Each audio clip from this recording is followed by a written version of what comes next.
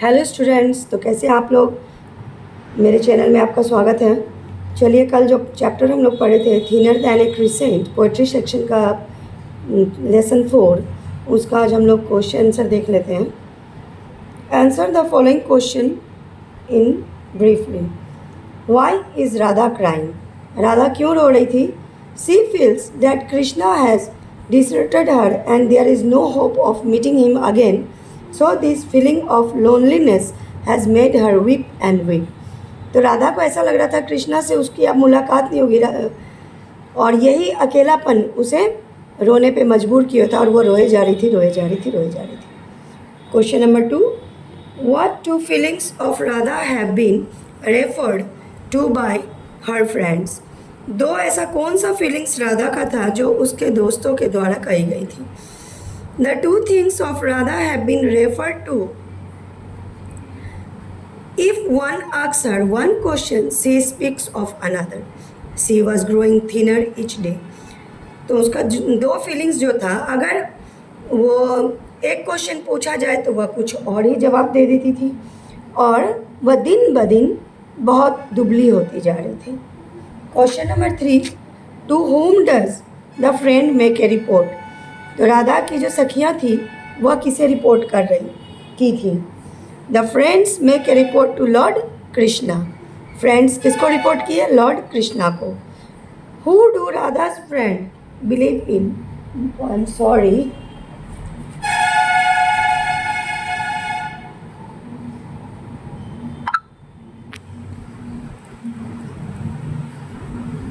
what do Radha's friends believe in?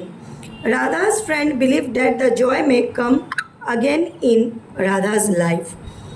तो राधा की सखियाँ क्या विश्वास कर रही थी? राधा की सखियाँ यह विश्वास कर रही थी कि खुशियाँ राधा के जीवन में फिर से आएंगी। Question number 5, why did Radha friend run to Lord Krishna?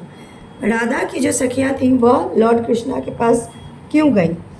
राधा's friend rushed to Lord Krishna to report about the deteriorating and poor mental and physical condition of Radha.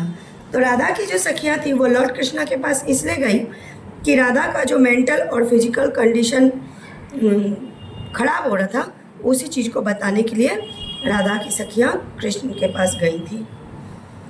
C one long answer questions. Describe Radha's condition as reported by her friend. तो राधा की स्थिति का व्याख्या कीजिए जो उनकी सखियों के द्वारा कृष्ण जी को बताया गया था। The friend report and says that you ask her one question she speak of another. She is growing thinner and thinner day by day. तो राधा की सखियाँ जो है क्या वर्णन की है कि अगर राधा से एक सवाल पूछा जाए तो वह कुछ और ही जवाब देती थी और दिन ब दिन वह थिनर एंड थिनर होती जा रही है। So it is very much important that Radha's condition is not well both mentally and physically. तो इससे यही साबित हो रहा है कि राधा की जो स्थिति है मेंटल और फिजिकल तौर पर दोनों में सही नहीं है। Question number 2, why is Radha's friend so worried? Radha की सखियाँ क्यों वरीड थी, यानी क्यों चिंतित थी? राधा's friend believes that the condition of Radha may not improve because she does nothing but weep and weeps, only which cause her health was decaying day by day. So Radha's friend were worried. तो राधा की सखियाँ जो थी उसकी जो condition थी, उसकी जो स्थिति थी, क्योंकि वो कुछ भी नहीं कर रही थी, सिर्फ और सिर्फ रोए जा रही थी, जिस कारण उसका जो है स्वास्थ्य दिन ब दिन गिरता जा रहा था। इसी कारण राधा की सखियाँ अत्यधिक चिंतित थी। Question number 3, Radha each day grows thinner than the crescent in the sky. Comment on the use of imaginary. तो राधा दिन ब दिन थिनर होती जा रही थी। कैसी? तो मून का जो क्रिसेंट रूप होता है जो स्काई में हम लोग देखते हैं उसे इमेजनरी रूप में आप कमेंट कीजिए। तो इमेजनरी क्या है? What is imaginary? इमेजिंग खास करके पोइट लोग करते हैं, वो इमेज करते हैं, कल्पना करते हैं और उसी पर वह लिखते भी हैं। तो वही लिखते हैं हम लोग कि imaginary is the art of image. Imaginary जो है एक इमेज करने की कला है। Making this art is used in literature to explain a vision as seen by the writer और द पोइट। तो यह जो है इमेजनरी, वह क्या होता है लिटरेचर में या कोई पोएम में हम लोग इस्तेमाल करते हैं कि वो क्या कि कवि यानी कि लेखक हो या कवि हो, कविता के लेखक हो या कोई भी कहानी के लेखक हैं, उनका जो देखने का दृष्टिकोण है वही चीज़ वह लिख करके दिखाते हैं। माने बहुत सारी इमेजनरी स्टोरीज भी होती हैं। तो here Vidyapati has used the image of first days moon in the sky to describe the deterioration in the physical condition of Radha. तो इस कविता में विद्यापति जो है वह फर्स्ट डे मून का स्काई में इमेज बनाए और उसी पर राधा के बारे में, उसके फिजिकल कंडीशन के बारे में लिखते हैं कि she is growing thinner and thinner day by day and the poet feels that she would look only like a crescent in the sky one day which is not far. तो कभी यह सोचते हैं कि धीरे धीरे क्या होगा कि वह ऐसी ही दिखने लगी, वह दिन दूर नहीं है कि वह same to same crescent in the sky की तरह एक दिन दिखने लगेगी। कौन? तो राधा। C2 में है group discussion. A friend in need is a friend indeed. तो जो दोस्त हमारे दुख के समय में या ज़रूरत के समय में काम आते हैं वही दोस्त सच्चे होते हैं। इस पर डिस्कस कीजिए। C3 में है composition. Write a message to your mother to inform her that you are going to see Ranjan who has taken ill. तो आप अपनी माता को एक मैसेज दीजिए, यह इन्फॉर्म करते हो कि आप अपने दोस्त रंजन को देखने जा रहे हैं जो कि बीमार है।